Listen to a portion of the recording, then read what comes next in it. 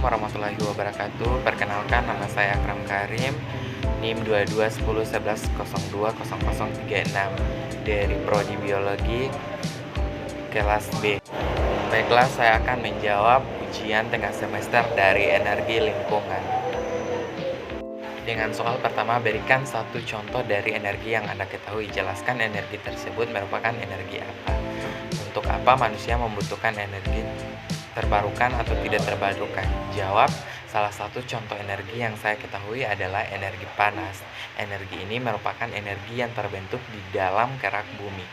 Namun, energi panas dapat diperoleh dari berbagai sumber, misalnya sumber energi panas yang berasal dari matahari, panas bumi, api, listrik, atau gesekan dari dua benda dan energi panas yang bisa berpindah-pindah disebut sebagai energi kalor.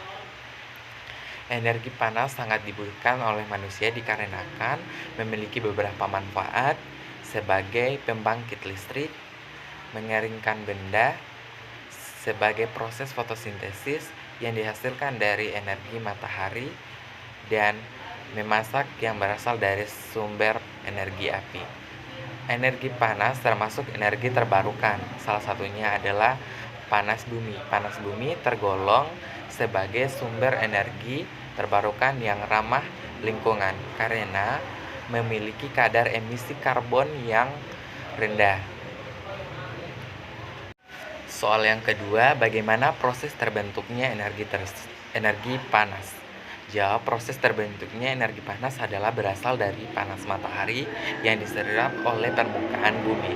Selain itu, sumber energi panas bumi ini diduga berasal dari beberapa fenomena, yaitu peluruhan elemen radioaktif di bawah permukaan bumi. Untuk soal ketiga, jelaskan dampak negatif dari energi panas. Apakah proses produksi dan atau penggunaannya? Jawab, salah satu dampak negatif dari energi panas adalah contohnya penggunaan energi panas bumi dapat menghasilkan limbah, terutama limbah B3, bahan beracun dan berbahaya. Apakah dari proses produksinya atau penggunaannya? Jawabannya adalah dari proses penggunaannya, karena umumnya energi panas digunakan untuk dijadikan sumber energi alternatif membangkit listrik. Biasanya sumber energi panas bumi juga dapat dijadikan sebagai sumber pemanas di gedung-gedung.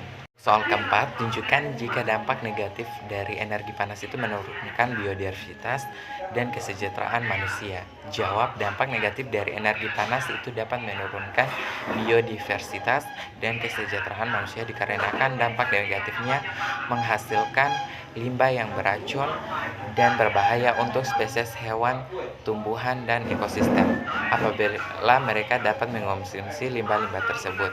Apalagi hewan-hewan tersebut merupakan hewan ternak dari manusia, otomatis itu dapat menurunkan kesejahteraan sesama manusia karena para peternak hewan akan dapat dirugikan jika hewan ternak yang mengonsumsi limbah tersebut. Untuk soal kelima, jelaskan juga upaya yang dapat dilakukan agar dampak negatif dari energi panas tersebut. Jawabannya, menggunakan energi sesuai kebutuhan saja agar tidak dapat menimbulkan dampak negatif yang secara berlebih-lebihan. Untuk soal keenam, apakah yang dilakukan oleh pemerintah Indonesia dan pemerintah global dalam upaya menekan produksi dan penggunaannya energi yang tidak ramah lingkungan? Jelaskanlah minimal satu perundangan yang terkait dengan contoh energi tersebut.